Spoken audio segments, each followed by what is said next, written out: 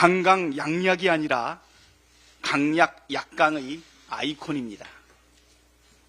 한동훈 대표가 윤석열, 김건희 부부에게 꼬리를 내렸습니다. 매우 실망스럽습니다. 윤석열 대통령이 담화를 통해 한동훈 대표의 요구를 죄다 묵살했는데도 마치 자기 요구를 대통령이 들어준 것처럼 궤변을 늘어놓고 있습니다. 특검을 원천 거부하는 대통령의 발언에 쓴소리 한마디 못하는 여당 대표의 처지가 애초롭기까지 합니다. 설마 한동훈 대표는 윤석열 대통령의 담화 내용이 진짜로 국민의 눈높이에 맞다고 생각하는 겁니까? 그렇다면 문해력 부족이고, 아니라면 강자에게 한없이 약하고 약자에게 강한 전형적인 강약, 약강입니다. 자신이 한 약속을 지키지 않는 면에서는 거짓말을 밥 먹듯 하는 윤석열 대통령과 하나도 다를 바가 없습니다. 당대표에 당선되면 최혜병 특검법을 발의하겠다는 약속은 어떻게 됐습니까?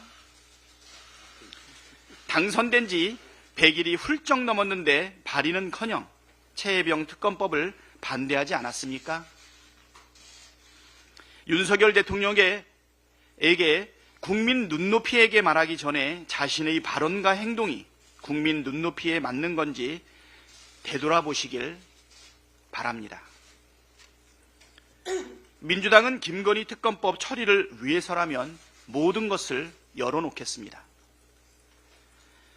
쏟아지는 여론조사와 지난 주말 집회에서도 확인됐지만 국민께서는 조속한 김건희 특검을 한결같이 요구하고 계십니다.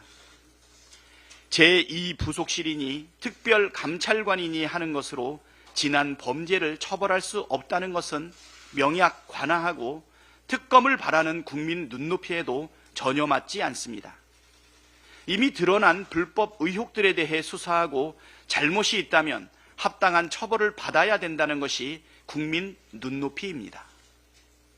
민주당이 발의한 김건희 특검법이 지난주 법사위를 통과했고, 민주당은 다른 야당들과 함께 김건희 특검법을 오는 14일 본회의에서 처리할 것입니다. 민주당은 김건희 특검 수사 대상과 특검 추천 방식에 대해 모두 열어놓고 협의할 용의가 있다는 점을 분명히 밝힙니다.